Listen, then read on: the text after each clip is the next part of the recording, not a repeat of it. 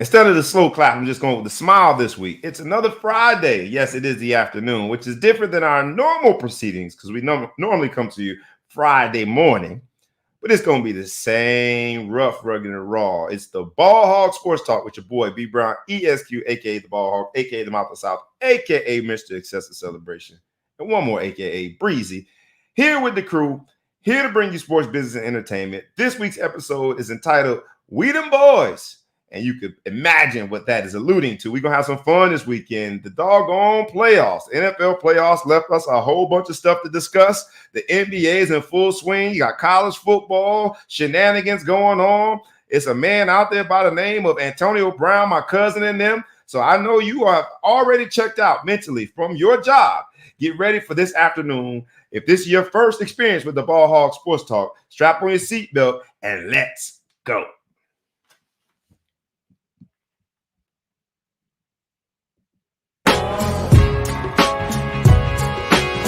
Wake up, wake up.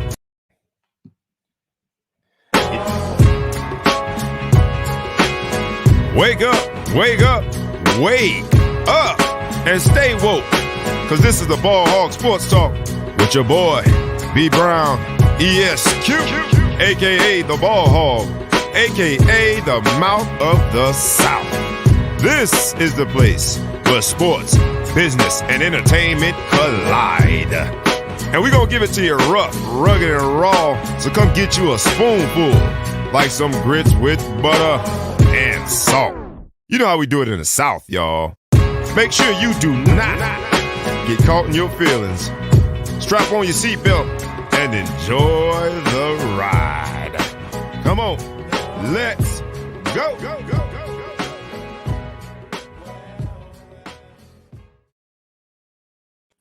Hold up.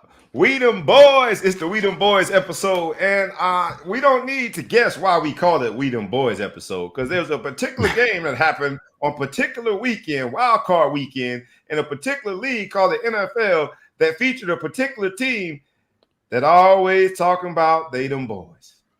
How about them Cowboys?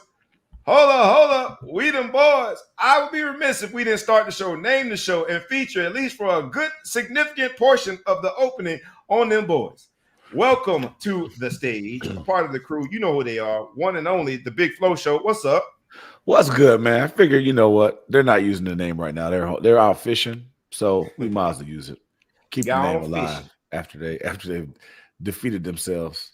Them boys gone fishing. We're gonna talk about that. If they defeated themselves, was it the ref's fault or whoever else we want to blame? And then we have to round out the crew, none other than ETP Ellis, the producer. What's up, ETP? What's up? Looking at some relocation. It's too cold up north, so I might have to relocate. It is very. I'm doing good. It is nippy out there, but it is colder in places like Dallas, where there is the frigid air of being a Dallas fan, and not knowing again that you are not progressing in the playoffs. It's been since 1994 that they've made any real noise in the playoffs. Is that? Does my research? They haven't won more than 94 season. Yep, they haven't won more than a wild card game since then.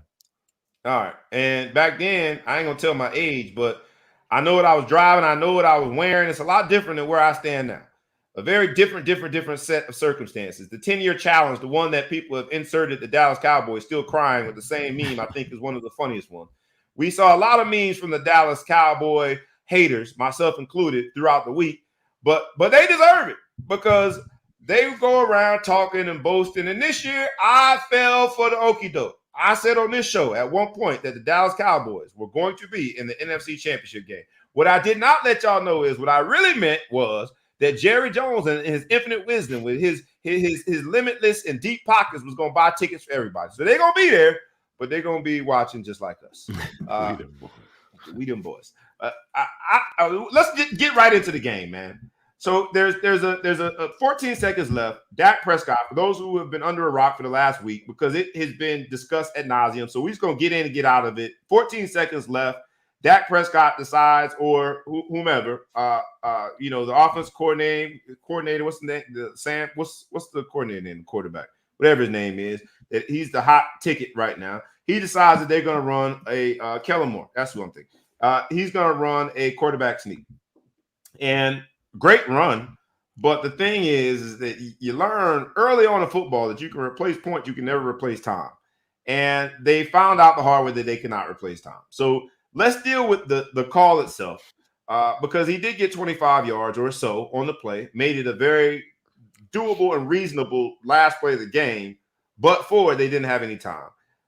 Because Kellen Moore has been talked about and discussed as the hottest name in all of NFL football openings. Kellen Moore has been discussed, despite the fact that I don't know if he was born in 1995 last time they went. Kellen Moore is young. I remember watching him. I think he played for Boise State, young player. So despite all of that, he's been a hot topic. In the same week that we see people like Brian Flores get cut, get his legs taken out from under him, Kellen Moore doesn't seem to be getting a lot of critique here, but neither here nor there, right? Because you still got so many brothers that have not been hired, but Byron Leftwich stands out to me, right? Eric Bieniemy stands out to me, but everyone's talking about Kellen Moore. Here it is, first opportunity in the playoffs, and that's what you do. Or is it Dak Prescott? Paid all that money? Are you charged with getting down a little sooner to make sure the time doesn't go off? Or is it like Dak and my man Mike McCarthy would have you to believe, is it the ref's fault? Because he, obviously had to spot the ball, but did so by running through the center and the quarterback. Take your pick your poison wisely. It's the We Dem Boyz episode. So we starting off with the Cowboys. Whose fault is it that it's cold in Dallas right now? Because they ain't playing no more football.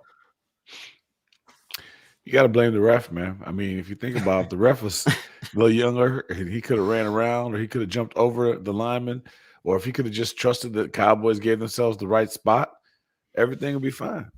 It wasn't very exciting. We all know that they would have scored a touchdown with 1 second left to go in the game, right? The ref really have to move it back an inch because he had no scientific knowledge as to exactly where that spot. He didn't look or nothing. That was petty. He just moved it back an inch just to say this. I do the spotting of the ball here, homeboy. That's my job. Right here. He did run. Look, he came through the line real well. He had the rip move. He busted through the line. He moved 300-pounders. I think he gave it the best effort. He didn't even line it up and look. He just gave it the little touch just so officially I touched it. No, this is my job. So we got one vote for in the who's to blame on the who's to blame candidate ballot that we have here. You say the referee. ETP, 100%. Who you going with? Who's to blame? Is it and I didn't add Jerry Jones for putting the team together. Who's to blame for this? Because yet again, a team that everybody believed in. Everybody walked around that big old star talking about how about them Cowboys all year. You couldn't tell them nothing. They were floating. They wasn't walking. They were floating. And here I am falling for a hook, line, sinker. I fell for that ignorance. My brother and my whole family that loves the Cowboys. I got a bunch of them. We all know people that unfortunately subscribe to that nation, Cowboy Nation. Whose fault is it? Mike McCarthy, Dak Prescott, the referee. Is it Jerry Jones? Is it somebody who I'm not mentioning? Whose fault is it that they are yet again at home and did not advance the divisional round? It's Dak Prescott. Dak Prescott, just recently, while he was injured, he was holding out. He wanted to be the highest paid quarterback. You got to deliver. If you're making as much money as he's making, they committed to, they negotiate. He played hardball with Jerry Jones, got his numbers. You got to deliver at least a first round win, especially considering the way you played throughout the season. Everybody else, I expected from them. And then the ref, that's also a clock management situation for the players, right? You should know how to maximize your time. They all lined up. Nobody really paid attention to the ref. Those like the details that Dallas isn't really known for. That's like a Bill Belichick type of understanding of how to manage a clock, other than last week. So that's what we're doing here on the We Dem Boyz episode. We are going all out, full assault, black on black crime, because y'all are going after Dak Prescott and the brother who was the referee. I ain't doing that. I'm gonna say the fault lies squarely on, man, they could share it. They could share it on both Mike McCarthy and his up-and-coming star, rising star, Kellen Moore, offensive coordinator. Because the clock mismanagement has been rampant all year. You do it once, I say it's a mistake. But now this is like the 5th iteration of bad clock management. I think it's habitual. They don't really have any organization within their organization. And the dysfunction that you see there, I heard Michael Irvin saying that their stars didn't step up and be stars. While Dak Prescott had a tough time being a star, he did so because of the pressure. Ezekiel Elliott is playing on his knees look like my knees. And as a 44-year-old man, about to turn 45, that put way too much, what do I want to call it? Too much wear and tear. I beat them up. That's not a good comparison, that Ezekiel Elliott and I have the same knees. He doesn't look good. I'm saying is Mike McCarthy. Mike McCarthy flat out is a bad coach. We saw that in Green Bay because he won one Super Bowl. While it's tough to win any Super Bowl, he won one Super Bowl. It is. That's not the way you open with a bad coach. He won one Super Bowl. He won a Super Bowl. If you win, how many Super Bowls did Bill Belichick win with the other person that's discussed as possibly one of the greatest quarterbacks ever? He won a lot of them. How many chances did he have? How many times was he in the thick of things? Mike McCarthy was only even in the thick of things once, really, where he really had a legitimate shot. And that's despite having Aaron Rodgers. Did they have a ton of great receivers? No. They always had somebody serviceable. Mike McCarthy couldn't figure out how to win with Aaron Rodgers. He had some pretty good receivers, though. They're selling those dudes short. They had some good receivers. You know why they sold them short? Because that was the only narrative that you could put forward. You couldn't say nothing about Aaron Rodgers. The man is throwing the ball all over the field. And I think that far too long, Mike McCarthy got sort of a wink, and we were blind to what the reality is. We saw his clock mismanagement this year. We saw in the fact that it looked as though no one was in charge in the most critical point in the game. That Mike McCarthy and Kellen Moore, y'all both get a left eye and a right eye mo. We used to call him mo, baby. Y'all lost that game for them, man. Was Dak his best? No. Was Cooper his best? No. CeeDee Lamb dropped. All of that happened. But it falls on the shoulders of a coach that didn't have his team ready. You could tell from the opening when the 49ers walked out to that Kodak Black, they just looked like they was way more prepared and ready to go open a can of that you-know-what than the Cowboys. And that, to me, falls on the shoulders of coaches, both Mike McCarthy and Kellen Moore, because that offense was pitiful. The defense did enough to win. The offense was pitiful. And I'm going to say that the combination of it, 90% is Mike McCarthy, 10% is Kellen Moore. They are to blame. They are to blame. But no matter who is to blame, them boys is going to go home and shit.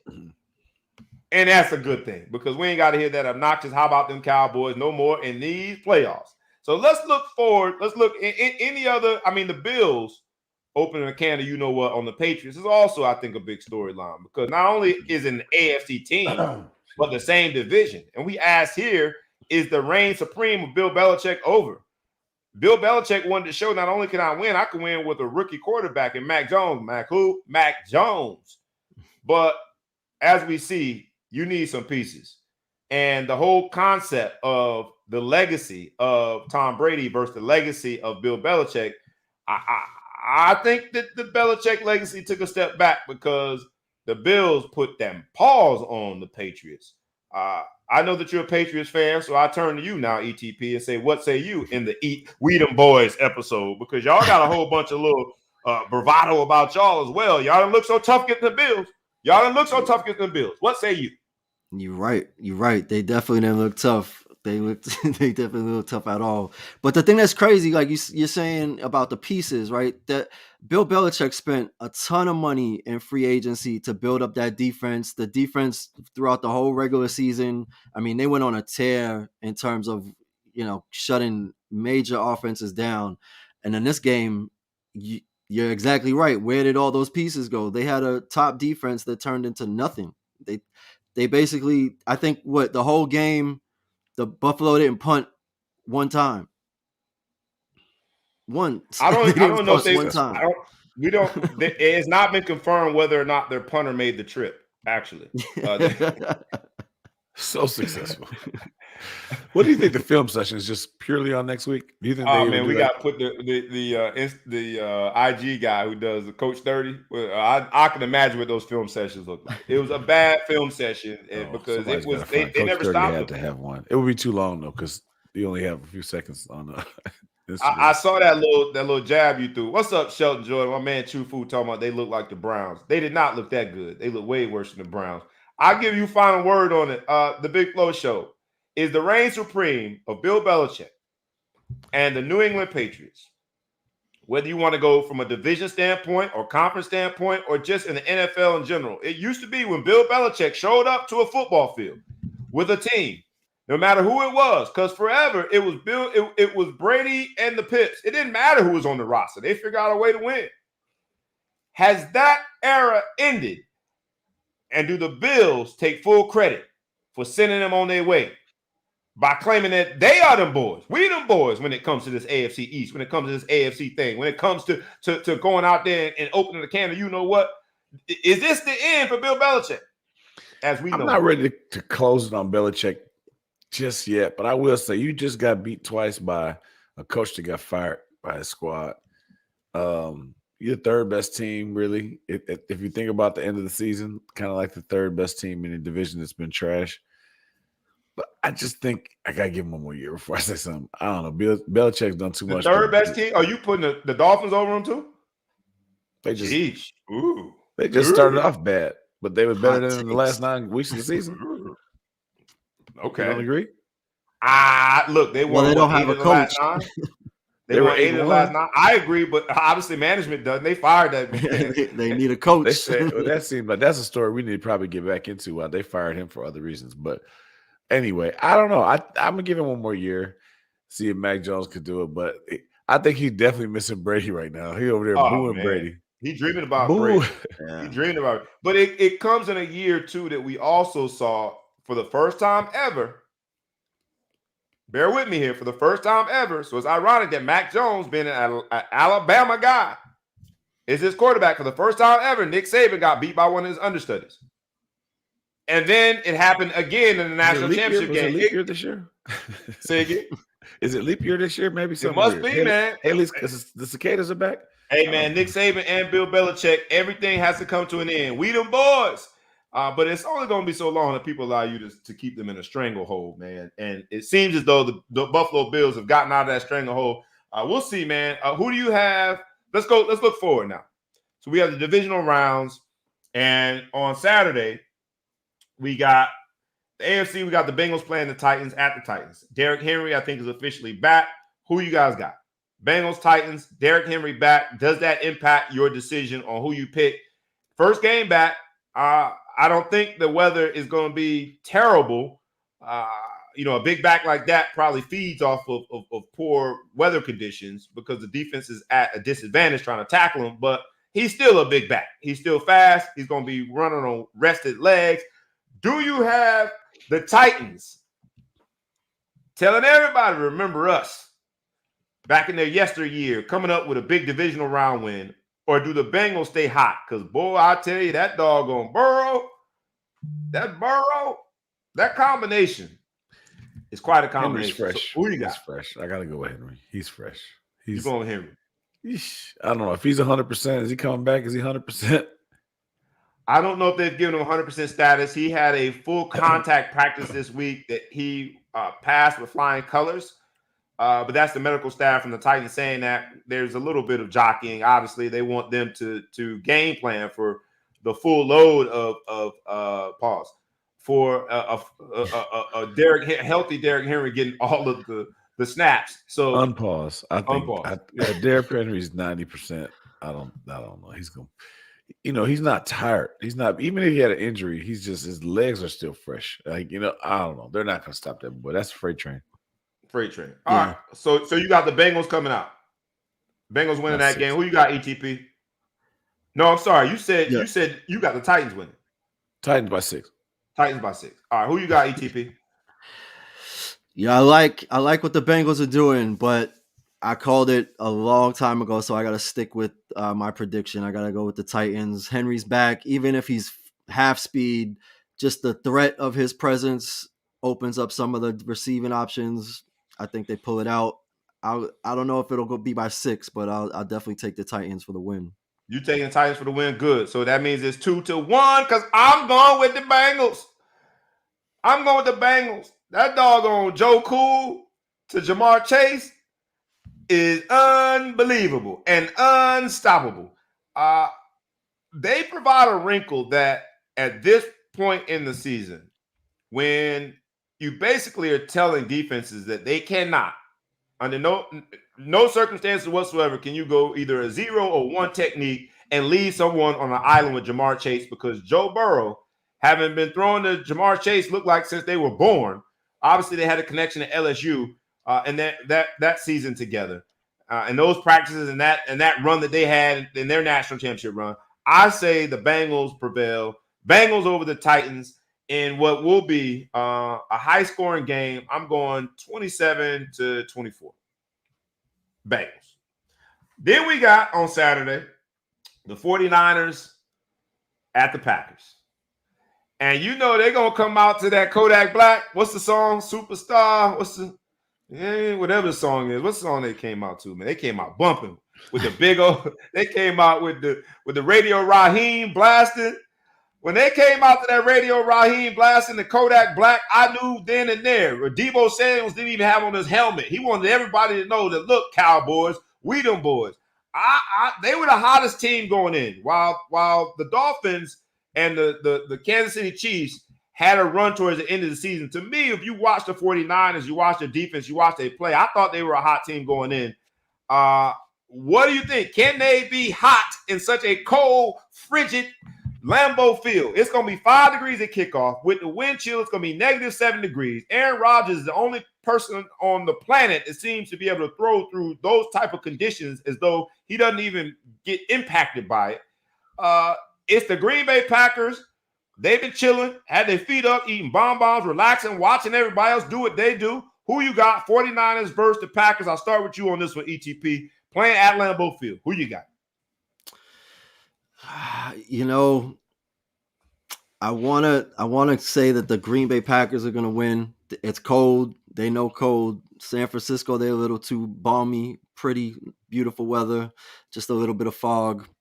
But they got the reason that the Patriots dynasty was disrupted was because of Jimmy Garoppolo. He's coming in from San Francisco, so I'm going to go with San Francisco, the second coming of Brady that never happened. Got it. All right. Who you got? Big Flow Show. And answer the question, for those of you who are not listening or watching live, we have a question presented to her. What's up, Miss Christie?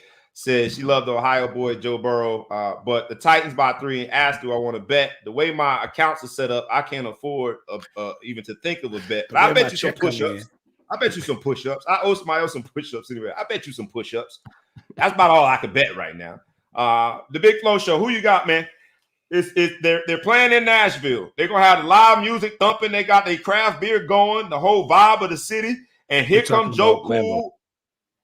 Who you got? You said Lambeau. You meant to say Lambeau. You said Nashville. They play in Nashville. I thought we switched games. We did switch games. You gotta excuse me. Because of the bet, I got sidetracked again. My bad. I was like, did I do something? Atlanta. You're right. You're right. Who You already answered tape? Ask and answer.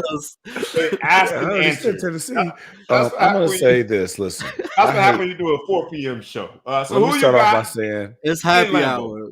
I hate Green Bay. But it's cold in Green Bay. It's cold. It's cold. It's distracting. It's you go on one when it's on 2, but you go on 1 Green Bay because you're in a rush. That's the kind of cold this is in Green Bay. So cold that some people take Viagra. Some people take Viagra just to get I can't believe we didn't talk about that, to get their feet and hands warm. But Garoppolo's from Chicago. He played at Eastern Illinois. It's 2 cold places, so he could do this. You know what, man? I don't agree with ETP, so I'm just going to get your back, E, because I hate Green Bay, and I don't care what logic points to. I want the 49ers to win. That was my childhood squad. So I'm going to go ahead with the 49ers, even though it's Bears fans jinx. You almost guaranteed that Green Bay is going to win by doing it that way. You should have just took your heart and emotions out of it.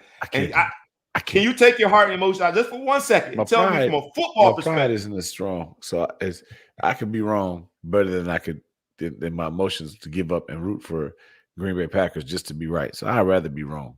You'd rather be wrong. You know what? If we were ever trying to create a litmus test to your fandom as a Bears fan, you just passed it, my brother. But you and ETP happen to be wrong again. I'm taking the other side, man. -7 degrees. I don't care who you are. Or it's 5 degrees, -7 with wind chill. I don't care who you are. That's going to change your whole approach. And not even no Kodak Black, not even no Radio Raheem boombox can get you through that. I think when they try to play the Kodak Black on the boombox going out in pregame, the doggone circuit's going to freeze and they ain't going to be able to listen to the music. That's different type of cold, man. So I'm going with the Green Bay Packers on this one. And for a home game victory, Lambeau's going to go crazy. I think Aaron Rodgers takes his discount double check belt to the next round. So we shall see. On Sunday, not to be overshadowed, on Sunday we got the Rams at the Bucks. We got the Rams at the Bucks. The Rams are the other hot team. The Rams look like they are just they ain't messing around. The way they did Kyler Murray and the memes that are circulating around that are pretty funny, man. Kyler Murray finally looked like the 5'4" guy that he is. He finally looked small. I'm just joking, Kyler Murray. At least 5'6". But he looked about 5'9". Yeah, I mean, Get it, man. I keep it real clean though. That's a clean 5'9". But he finally looked like a really small, underwhelming quarterback at the NFL level.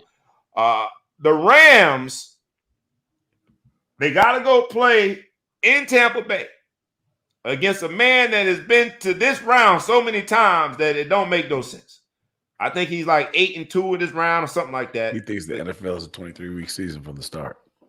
It's just crazy, right? He is the LeBron of NFL in the sense that he's always at this level. He always gets this deep into the playoffs. It just goes, it's synonymous with Brady. You get to at least the division round. So, but the Rams are hot. And the Rams got a defense that not only have been hot through the playoffs thus far in one round, but also they have a history. They beat them early in the season. So I'm going to start with you on this one, ETP. You got the Rams at the Bucks. Who wins? It's hard to bet against Tom Brady. They brought a lot of players back, lost their best receiver to shenanigans. LA Rams are on they're hot. Beckham looks like he fit in, threw a 30-yard pass, caught a 40-yard pass, first time in history of the NFL for that to happen. I got to go with LA. I don't think Brady can pull it off. It's a Super Bowl hangover. I don't care how deep you go. A back-to-back, that's tough, man. You like really the feel-good story. You want LA playing in SoFi Stadium. You want the feel-good story. LA. That doesn't feel good. I don't want to root for the Rams, but I got to take them in this game. You're taking the Rams. All right. The Big Flow Show. Who you got? Rams at Bucks.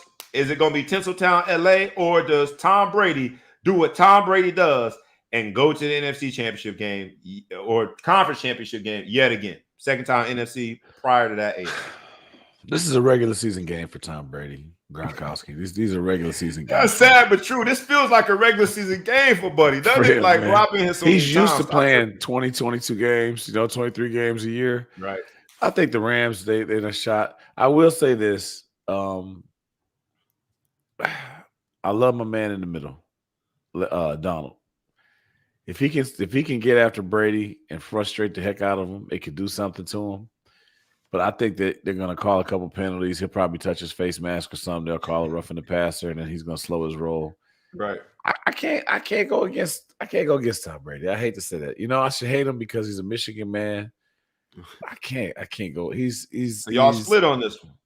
When you're wrong, you're wrong. You know what? I thought it was Belichick. Belichick showed me that it was Tom Brady. It was Tom Brady. Final answer. I'm going to go with that for this particular game. It wasn't Belichick or it wasn't Brady. It was both of them. They need each other, man, like a real bad marriage, right? The real toxicity of a marriage requires both of your ignorant you-know-whats to be in the room arguing, or it doesn't have the same impact. The same is true with these two. They need each other. I'm going with the Rams. They've got the history of beating them earlier in the year. I like Aaron Donald in that middle. I like Jalen Ramsey to be able to cover whoever the Tampa Bay Buccaneers roll out there to be out there on the perimeter, right? Because they're down their top two receivers, and I think that's going to have an impact on the game. Tom Brady is going to try to get the ball to Gronk, but I think that this is the time when you're trying to throw to a tight end where you can bring pressure, and who better to bring pressure than the LA Rams? I'm going with the Rams. Last one quickly before I get back to something, because you mentioned something there, Ellis, that we got to touch on. But quickly, the quick lightning round. Bills at the Chiefs. Who you guys got? Is this now the new awakening of the Bills? Are they finally the real deal? I'll go with you first, Big Flow Show. Bills at the Chiefs. I'm going Bills. I think the Chiefs just aren't who they used to be, and I feel like my homeboy is not who he used to be. They're barely catching on. I think the Bills gonna get him. You're going to Bills. Who you going with, ETP? I don't think I ever would have said this in my life, but I got to go with the Bills. But I can't imagine them playing in the next round. So I don't know how my mind doesn't work this way. Something is missing in this puzzle. I have them winning, but they win, but then they get disqualified for something. Deflate gate or something. Who knows? Look, man, I'm going to disagree with both of you again. I'm going with Kansas City at home. The weather is going to play a role. Yes, the Bills are used to playing in inclement weather, but it's going to be too nice out. It's going to be too nice out. But it's one of those things where you put so much energy and effort into getting over Mount Everest and finally beating Bill Belichick in a playoff game, and to feel that feeling, that celebration. I think that they're going to get lost in the sauce, and this week is going to be a whole different wrath because, again, just like I talked about when it comes to Tom Brady, although I picked against him, you've been there before. It's been this particular group that's been there before with Kansas City. Their whole crew is still together, so I'm going Kansas City to win at home. Now, you mentioned, ETP, you said that the Tampa Bay Bucks are playing without their number one receiver. I assume that you're talking about Antonio Brown. And who are we? Because I see one of the comments. This would be a great time to ask everybody. Please like, comment, share, tag a friend, tag a foe, tag anybody that you know. And please subscribe both to the YouTube channel and to the podcast. That's my shameless plug. So go ahead and tag somebody now. Go ahead and comment now. Go ahead and share the video now. It'll cost you all of 3 seconds. And it's 4:15 on a Friday. You ain't thinking about no work no more. So go ahead and share. But we would be remiss if we didn't talk about AB, because someone in the comments said AB chilling with Kanye, and that meant that the Tampa Bay Bucks are not going to repeat. Let's deal with the first part of that. AB chilling with Kanye, because AB has officially become a rapper. But in the real rap, because there's also the rap of him sitting down and talking with 2 podcasts this week, he shed some light on a few things. He shed some light on what the nature of his relationship was with Tom Brady about 2 weeks ago. And then this week, he went on even further and said he was done dancing their dance, as he explained on I Am Athlete podcast, that he was done doing their dance. Do you think AB was vindicated in his most recent appearances on these podcasts? And just let's have a conversation, a quick one, because we can't put too much time into AB. We got a whole bunch of albums to buy and videos to watch, so I don't want to spend too much time on it now, because he seems like the gift that keeps giving, and he ain't going nowhere. But do you think through his most recent revelations, through the conversations that he had on these podcasts, that indeed he has vindicated himself to a certain degree, or is he still persona non grata when it comes to sports purists that think, bro, you just don't leave a game that way? And no order whatsoever, but let's have the discussion. What do you guys think about AB? You have the image of him on the couch. You have the image of him in his videos and these nice, I'm assuming they're nice designer jackets. I'm out of the know now. I'm at the age now. I don't know what that particular fashion thing is about. But he looks like he's hip, shall I say. Has he vindicated himself? Or is he still making a mockery of the opportunity that was considered one that he didn't deserve, but someone gave to him anyway? Yeah, I think no matter what, go ahead. I think no matter what he says, it helps us to understand everything that happened, if it's true.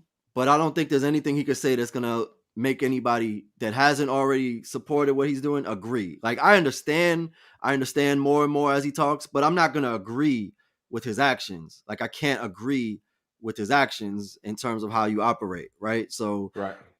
There's not really anything that he could say that would allow me to agree with his action. I can, not judge him for it, but I wouldn't say, yeah, in retrospect, that's exactly what you should have done. Right. I'm not gonna get to that point. How about you? So I think it's almost, in some ways it's bad, right? Because when he first did it, he seemed so crazy. Everybody wanted him to get help and everyone felt sympathy for him. Now it just seems like he just has a bad, because he doesn't seem as crazy when you hear him interview. He doesn't seem like he can't control a thought or whatever. It's the exact opposite. His cry is, "I'm not crazy. Yeah, I'm not crazy." Mental health Which is now a thing. makes me further condemn the fact Like that he he's did what he super did, crazy. because all the CTE and the Burford hit and all the different things that people make you think is whatever. No, he just seems like a dickhead, right? Like, this is just what you do. So I think it's bad. But I still feel like he's going to get another chance, because he didn't do anything to anybody specifically. Like, he didn't attack a coach or a player or whatever. It wasn't so forgivable. And it almost seems like you could convince him to say, "I'm not going to do it again," but maybe he won't. It just depends how bad you need a receiver. Look, man, I thought that before the Brandon Marshall exchange, but to hear him say, because I thought Brandon Marshall was just trying to be like, "Yo, brother to brother, you were right, but you could be wrong while being right." When Bruce Arians said what he said, you should have just grabbed him up, like, "Yo, bro, I'm gonna see you in the locker room. Don't talk to me that way." But AB was having no parts of it. It's like, "Nah, I'm not gonna sugarcoat it and make it nice to digest." Right. So I don't know that he'll get another chance. But look, surrounding himself with the likes of Kanye West, Floyd Mayweather, and Madonna. Like, the narcissism in that room. He just was missing. All he was missing was Dennis Rodman. That's all he was missing. That's all he needed was Dennis. That would round the whole thing out. I think AB is done. My cousin and them are done.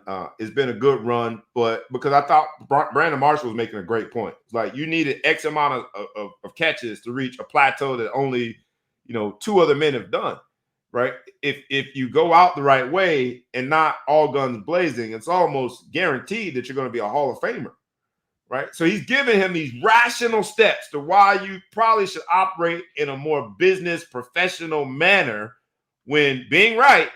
Right? There's a wrong way to be right. And AB was having no parts of it. So if that's not CTE, if that's not mental health, then he just flat out, I don't want to use too descriptive of language because I don't want to insult anyone's intelligence, but it comes across as less than intelligent. I'll say that. But what he did say, and how he painted the picture of Bruce Arians, because this week Bruce Arians also got fined for putting his hands on folks. We them boys. Bruce Arians put his hands on a player during a playoff game, has now been fined. It didn't seem to garner that much attention to me. Are we still at the point where you can put your hands on somebody? Isn't that the same thing we talked about when it came to Urban Meyer kicking the kicker? You don't put your hands on somebody. And at least Urban Meyers was in closed quarters. It wasn't on national TV. He put his hands on a player on national TV during a playoff game when the entire world was watching, the football world, that is, was watching. And yet, I don't think it's been discussed ad nauseum. But did it give us light into what AB was saying? That this dude is not a good dude. He's dishonest. He belittles his players. Now we see Bruce Arians not only belittling them from a verbal standpoint, but from a physical standpoint. To put your hands on somebody because they made a mistake is the ultimate, I am greater than you. You shall be chastised. I'm a father figure. Was AB right? So if it's all connected, again, I go back to, okay, now I understand, but I don't agree. Like, you took off your shirt and you're pumping up the crowd. Like, all right, like, you laid it out yourself pretty well either last week or the week before. Like, the NFL is a toxic culture, right? Like, the nature of the culture is what it is. Right. But I still can't agree with that being your solution. Like, if we played this all back, like, is that your negotiation tactic? Like, is that you making a mockery of all of this? Like, is that with your intention to make the situation better for yourself moving forward? It's not. Fair. So we shall see. I don't know if you want to get any last words on it. The Big Flow Show before we move on. AB. I mean, the only thing I'll versus say about BA. the Arian thing is I think a little bit, sometimes too much is being made out of stuff. In the heat of the battle, depends on who it is. Me and you are friends, right? Right. If you're acting a complete fool out there, I'm going to yoke you up to get you out of that situation. You gonna A grab me complete up? stranger can't yoke you up like that to get you out of the situation. You gonna If grab Arians me up? has that Don't grab me up, bro. That's embarrassing. Don't grab. Just for I mean, try to help you. Nobody's gonna think you're getting punked by me because that's your friend. He's trying to get you out of there. Sometimes you got to get your boy out of there, and you got to grab his ass up because he's whatever. I think too much is putting your hands on somebody. What he was doing, the dude is about to get a penalty, a 15-yard penalty on a turnover that they're trying to do. Arians runs in there in the heat of it, taps the dude on the back of the head. The dude turns, looks at Arian, doesn't even get mad, and keeps it moving. I think sometimes we make too much about putting your hands on somebody. This is football. People have equipment on. We tackle people every play. You grab your arms and slam people to the ground every play. When the whistle's blown, it's soft now. Now you can't touch nobody. I don't know. I feel like people go a little too far with this. So I don't think this says everything about Arians. I don't know his reputation, so I'm not going to go one way or the other on it. But I think one doesn't have anything to do with the other. He didn't smack AB. He talked to AB, and AB got butt naked and walked off the field. Hey, but if it looked like a duck, walk like a duck, quack like a duck, it's a duck. Some of those same behavioral tendencies that you feel comfortable enough putting your hands on somebody gives you the same bravado to say things in close quarters to somebody that you think that you are above. You're the same person that said that LeBron shouldn't be able to get someone kicked out because he said, "I hope your kid dies." So words I can't have been on the train of not being too soft. I'll be honest. But physical contact, I think, is where I'm like, nah, bro. Like you can. But there's other who ways. Was the coach? Who was the coach that just got fired after he put his hands on one of the players? We talked about it. That's Urban Meyer. Urban Meyer. No. That was before. There was a college player, a college coach. College coach. But we talked about it a little while back. I'm not sure. I don't remember who that was. I don't remember who that was. But he got fired. It used to be an era where that was cool, right? The Bobby Knights and the Lou Holtzes of the world. It was okay. We do live in a new world where it has been well documented that the expectations are such that you keep your hands to yourself. And Bruce Arians didn't keep his hands to himself on national television. That's all I'm saying. But in the spirit of that, and Bruce Arians is going to appeal his $50,000 fine, and he might win. So we shall see where the NFL falls on this. But in the spirit of that, because there's somebody else that has not been fined yet. But my man Penny Hardaway, Penny Hardaway. I hope you got the clip. Let me take this. Let's move on, man. Because when I look at the fines, anyone listen to this on speaker? You've got kids. You might want to. For those of you who have kids in the room, put your kids away. Put your kids away. And they did bleep it out because it was on in a post game interview that will go down as a classic. Y'all remember Penny Hardaway from the commercials? Penny. Anthony Hardaway, now the head coach of the Memphis Tigers on the college basketball level, excuse me, and had a great recruiting class the last 2 years. He coached Wiseman last year. Now he's coaching Bates this year, and the other kid, he's coaching some great players, NBA prospects. But after the game, he said this.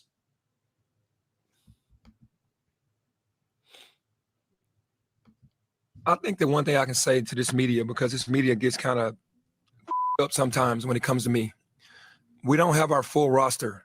Y'all know we don't have our full roster. Stop asking me stupid questions about if I feel like I can do something. If I had my roster like they did, then I feel like I can do whatever I want to do. I'm coaching really hard. My boys are playing really hard. I'm not embarrassed about nothing. We have 4 freshmen starting. Y'all need to act like it. Act like we got 17 to 18 and 19-year-olds out here trying to learn how to play against 22, 23, and 24-year-old guys. Come on, man. Stop disrespecting me, bro. Like, don't do that. I work too hard. I work way too hard for that. Y'all write all these articles about me, and all I do is work. We got young kids on the floor. They got young kids on the floor. All right, so you get the gist of it. In this episode, we them boys. Basically, that's what Penny said. We them boys, man. You're going to back up off me. You're going to put some respect on my name. Right? And other than the double negative, I'm not scared of nothing. or I'm not embarrassed about nothing. Other than the double negative, I didn't have a single problem with a single word that he said. Now, having said that, because growing up in certain neighborhoods, being in certain environments in the locker room, you got to be willing to fight back when you feel as though all guns are aimed at you, when you feel like you're backed into a corner.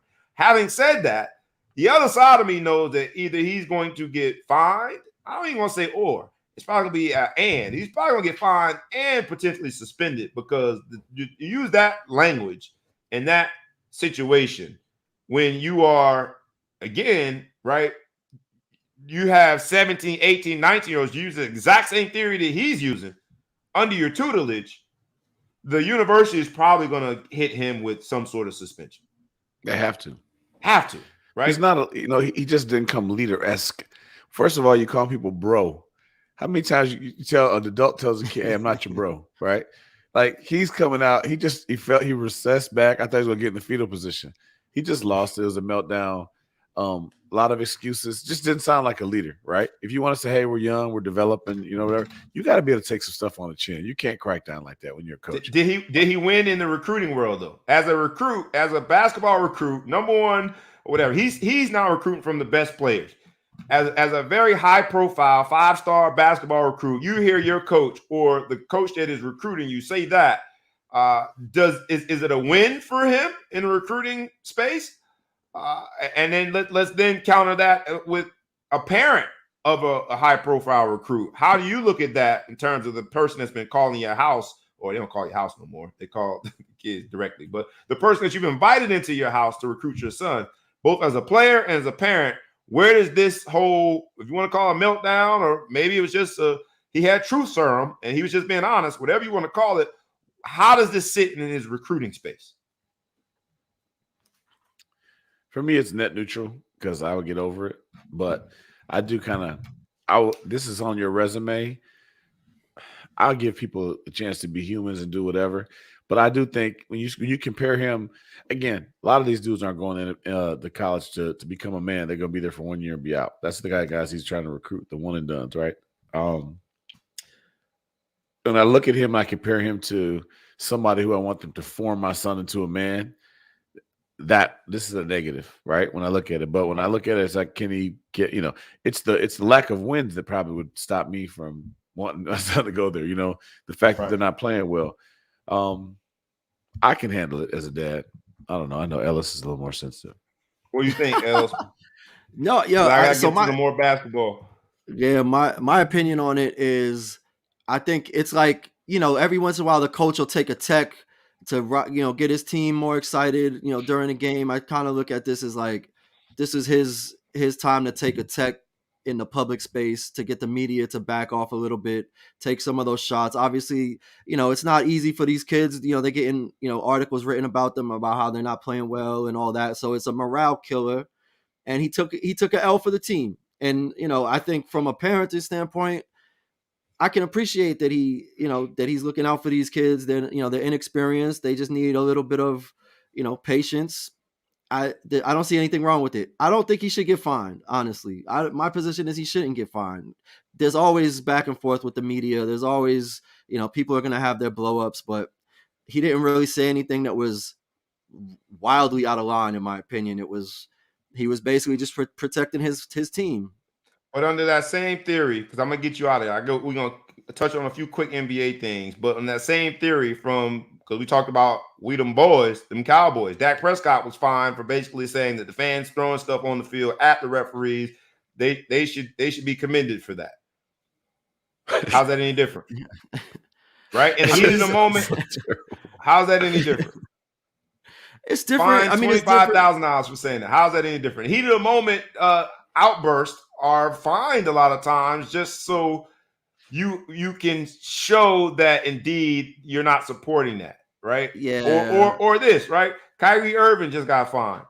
Kyrie Irving got fined for telling a fan in Cleveland who was trying to heckle, not trying, was absolutely heckling. He looked at him and said, y'all mofo. I don't know the exact language, but he did use profanity. You mofos are just ungrateful. I hope you win a championship, and this is how y'all act. He got fined $25,000. Are you okay with that fine? No, I'm not okay with that fine. All right, It's so you're just, I consistent. mean, it's Okay. it's just trash talking back and forth. Like, I understand what they're trying to do in the NBA side. They, the fans have gotten, excessive. LeBron's pointing people out about, somebody talking about his kids and things of that nature. So they're trying to keep the heckling respectful. I get it. I don't think it warranted a fine. He just, he cursed. It's just funny that if he didn't curse, we're probably not having this conversation. It's not a fine. It's just, good old fashioned, trash talking to each other. So, but the thing on the Penny Hardaway side, he wasn't directing. He was directing it at the media. The media actually loves this. This is great for the media.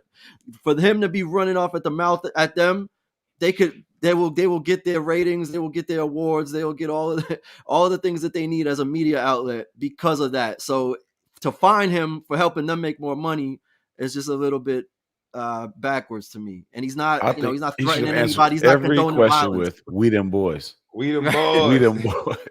But the thing that kills me with the NBA though is that like that fan doesn't get penalized at all for that exchange. And the exact quote was, "Got y'all a championship, and you mofo still ungrateful." Ungrateful. The fan doesn't get penalized at all. Kyrie is $25,000 poorer because of that exchange. It doesn't make sense to me. Quickly, because I know we NBA, and I'm gonna get you out of here. So I wanted to just ask quickly before we let you go for the day, ETP. What do you think? Kyrie is one part of the story, but Kevin Durant out 4 to 6 weeks with a meniscus tear. Does that mean the Brooklyn Nets are going to find themselves going down and descending the Eastern Conference rankings? It means they're going to go exactly where they need to be, and that is to away court advantage all throughout the NBA playoffs, so Kyrie can be on the squad. So this injury sucks short term, but if it drops them, to a 6 or 7 seed, then Kyrie gets to play with the team more often than not. I know it's in a Might weird way actually this help helps, them. right? I said that last week in a Can't weird they just way. pay the fine? I thought we decided they could play the fine and he could play. They can, but even with paying the fine, that just They're trying means to that save Kyrie money. can play. Trying to KD save ain't playing. He's out 4 to 6 weeks, and as research tells me, it's a sprain. But the difference between a sprain and a tear is just who's telling the story. Right? They are the same thing. Don't let anybody tell you anything different. And I had to find out the hard way. But let me then get to this before we let you go, man. Russell Westbrook has gotten the brunt of the blame of the Lakers' woes on the court. Fair or not fair? He played against Indiana, and for the last 4 minutes, Frank Vogel had him on the bench. He was, I think, 5 for 12, but 4 of those shots were 3-pointers. He ended up with 14 points. Yeah, that's the only way that works. Yeah, so he ended up with 14 points on the bench for the last 4 minutes. Whether on purpose or not, Frank Vogel kind of put the focus on Russell Westbrook. Now, Jeannie Buss and the rest of the Lakers front office, they got to make a decision. Fair or not fair, should Russell Westbrook be getting this much blame for the Lakers' problems? Can't blame the refs, so you got to blame somebody. I blame the coaching. He's a perennial Frank Vogel loser. can't blame himself either. Frank Vogel couldn't put himself on the bench for the last 4 minutes. Somebody But got to go.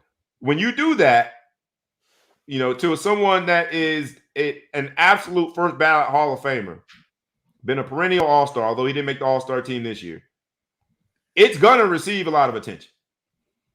So is he right or wrong? ETP, your last contribution before we get you out of here for the day, and then the Big Flow Show and I will take it home. What do you think?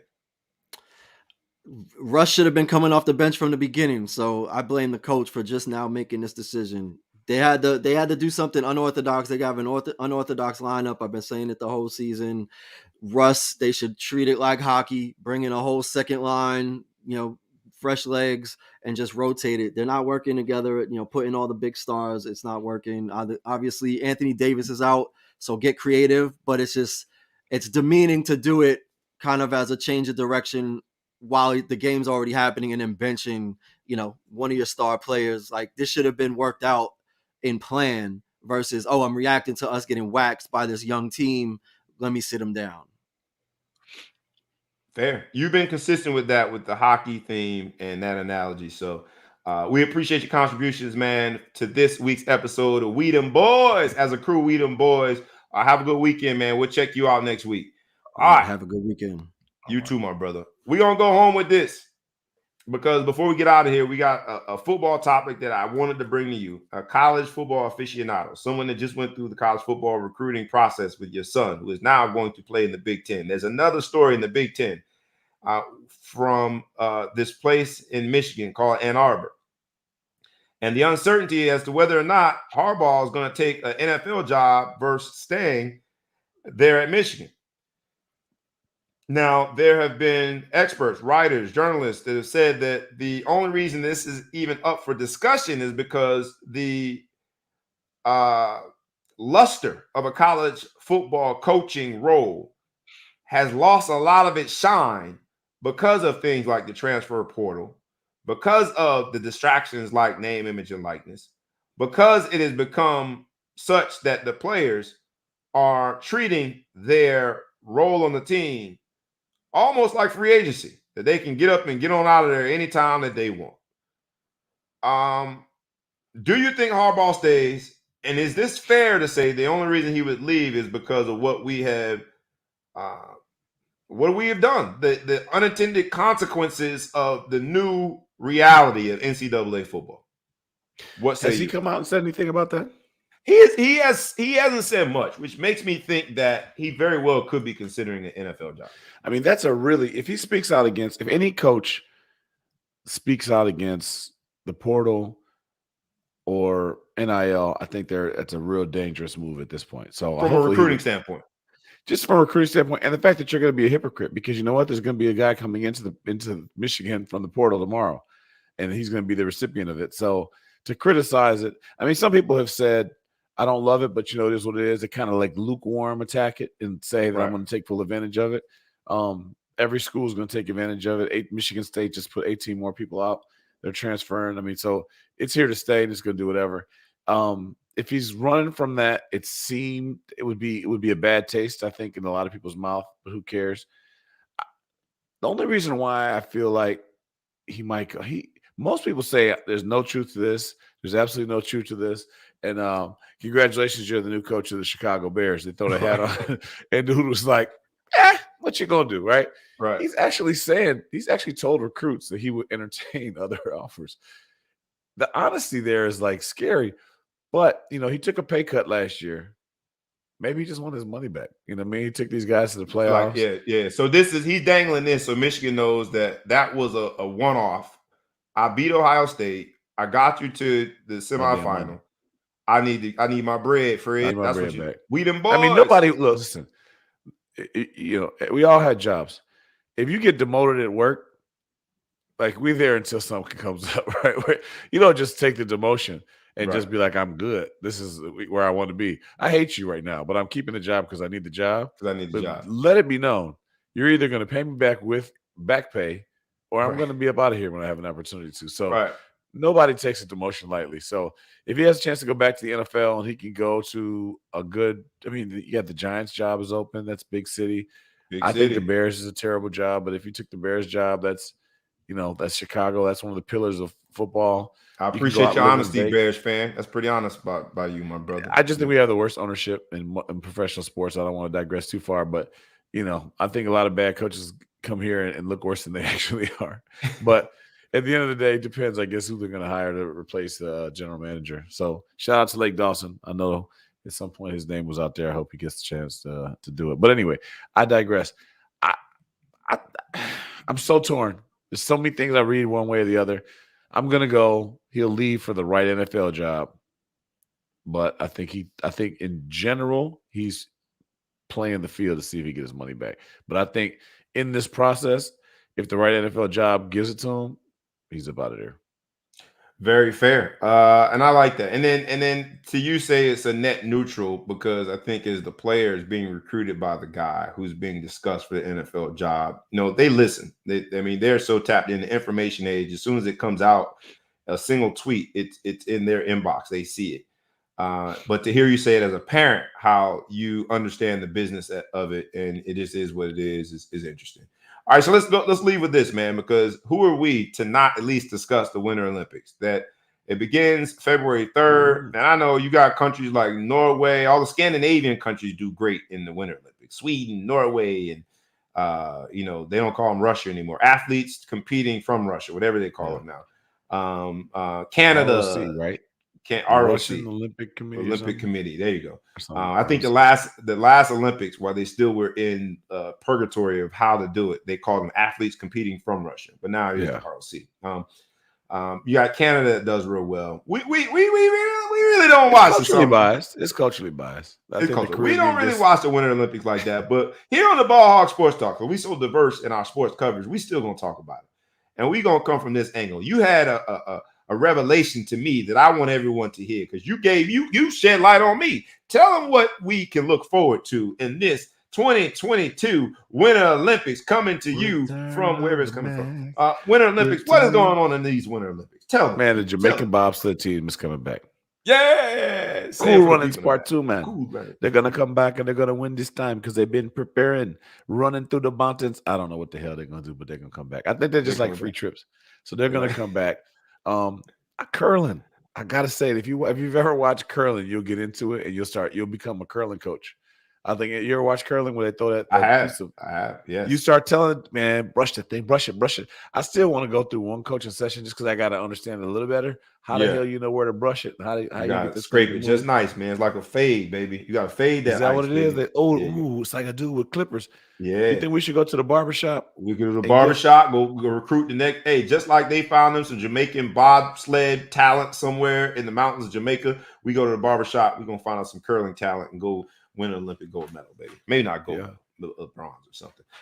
Let's let the people know we do have this breaking news. Thank you, research, that Nick Bosa has officially been cleared for the concussion protocol and will play against the Packers tomorrow night.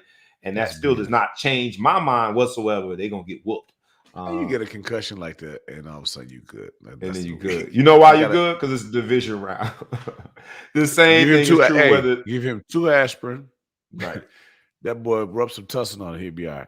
Hey, man, not to make light of it, but that's how we get to the point where we see these erratic behaviors like AB and on the doggone couch not being able to communicate sentences, man. Take care of your personal health, young men, because football ends and you still got to live. Mm-hmm.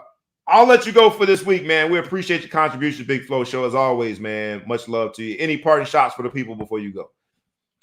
No, man, root for the Jamaican bobsled team, man. And root against Green Bay. Besides that, we all good.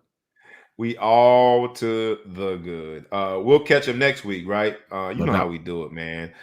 So before we get out of here, I'll leave you guys with this.